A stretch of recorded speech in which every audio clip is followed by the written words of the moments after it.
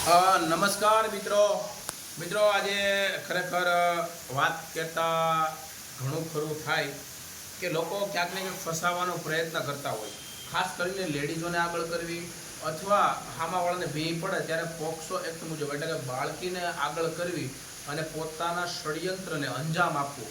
આવા લોકો પણ વિશેષ તરીકે ભારતમાં નહીં પણ દુનિયામાં છે. ખાસ કરીને ગુજરાતના લોકો ક્યાંક ને ક્યાંક આગળ હોય અને લોકોના કામ કરતા હોય, એક વર્ણની 18 વર્ણના કામ કરતા હોય અને ન્યાય અપાવવાનું કામ કરતા હોય એવા સાથી મિત્ર મનસુખભાઈ જોડે કાલે વાત થઈ તો એણે એવું કીધું, ભરતભાઈ ખરેખર જે કાંઈ તકલીફ હતી, તકલીફ મતલબ કે ખોટી એફઆઈઆર થાય તો આપણે દુઃખ એ થાય કે આટલું લોકોનું કામ કરવા છતાંય થોડુંક 99 કામ કરો અને એક કામ ચૂકી જાઓ એટલે ઓલા 99ની ધોવાઈ જાય.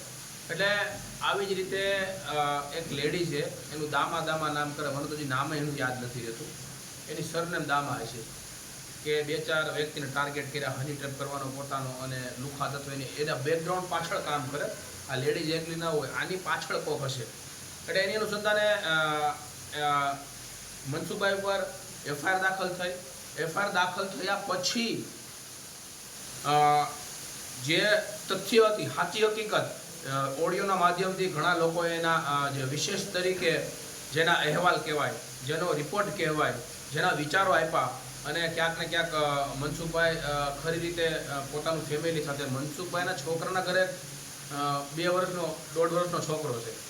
હવે એની પર આવી ફરિયાદ થાય એટલે ફેમિલી સહિત આખા ગુજરાતના એક સારામાં સારા કાર્યકર્તા હોય અને હરેક વર્ણનું કામ કરતા હોય.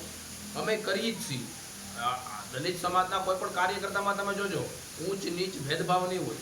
આયા હું છું અમરેલીમાં અમે ઘણા કાર્યકર્તા છીએ તો અમે એ લોકોનું કામ કરીએ જ છીએ. પછી કોળી સમાજ હોય, ભરવાડ સમાજ હોય, મુસ્લિમ સમાજ હોય કે દલિત સમાજ હોય કે અન્ય કોઈ પણ સમાજને તકલીફ થાય એટલે અમે ઊભો રહેવાનો પ્રયત્ન કરી. આ અમે બંધારણમાંથી શીખ્યા છીએ.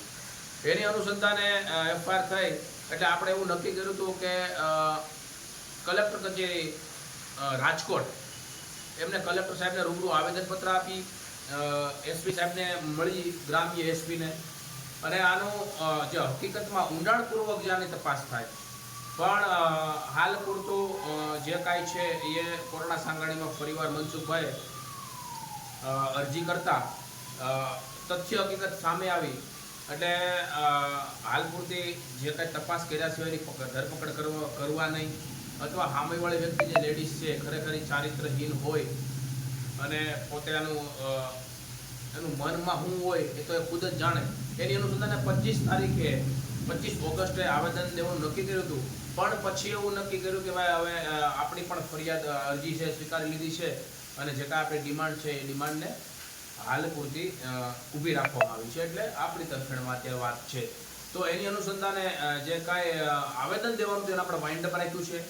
ત્યારબાદ એવું નક્કી કર્યું કે એ જ તારીખ એટલે 25/8/2025ના રોજ રામોદ મુકામે કોટડા સાંગાણીનું રામોદ ગામ રાજકોટ જિલ્લાનું અને ત્યાં વસવાટ કરતા એવા સાથી મિત્ર મનસુખભાઈ એવું નક્કી કર્યું અને તમામ લોકો એવું નક્કી કર્યું કે ભાઈ એ જ તારીખે આપણે એક સરસ મજાનું સંમેલન બનાવીએ અને આ સંમેલનમાં ક્યાંક ને ક્યાંક કાર્યકર્તા ફસાઈ જતા હોય, કાર્યકર્તાને કંઈક તકલીફ થતી હોય, આવા લોકોના કામ કરતા હોય એની પર આવા ગંભીર આક્ષેપો થાય અથવા આક્ષેપો ન થાય, આનો રસ્તો કેમ કાઢવો એની અનુસંધાને 25/8/2025ના રોજ એટલે કે 25/8/25 કોટડા સાંગાણીના રામોદ ગામે સરસ મજાનું એક સંમેલનનું આયોજન થયું છે. બહોળી સંખ્યામાં લોકો આવે એવી અપેક્ષા સાથે આજે મનસુખભાઈ પર થયું છે કેમ કે સરસ મજાનું દરેક સમાજનું કામ કરતા હોય અને દરેક સમાજને ન્યાય અપાવવાનું કામ કરતા અને લોકોને એવું લાગે કે મને ભાઈ આ લોકોને વાત કહેવાથી ગુજરાતમાં મારી વાત ફેલાય, ભારતમાં મારી વાત ફેલાય તો લોકો તમારી પાસે ન્યાયની માંગણી કરતા હોય. કાર્યકર્તા તરીકે અમને એવો અનુભવ થતો જ હોય. પણ તમારું કામ આડોળું જાય અને તમે ખોટા ગંભીર આક્ષેપો કે તમારી પર નાખી અને તમે હલવાડી દેવાના પ્રયત્ન કરો તો આ પ્રયત્નો ન થાય. અમે તો સંઘર્ષી સમાજ છે અને સંઘર્ષ કરવો એ અમારામાં પહેલેથી જ હાલ્યું આવે છે. એટલે પછી અમે સમાજ, જ્ઞાતિ, જાતિ વાળા જોતા નથી અને સંઘર્ષ કરવા માટે બંધાયેલા હોવાથી આ પણ સંઘર્ષ જ હતું. પણ ક્યાંક ને ક્યાંક હવે સંમેલનમાં સંઘર્ષને સંમેલનના રૂપમાં પરિવર્તન કર્યું હોય ત્યારે ચાલો સાથે મળીએ રામોદ મુકામે 25/8/25. જય ભીમ, નમો બુદ્ધાય.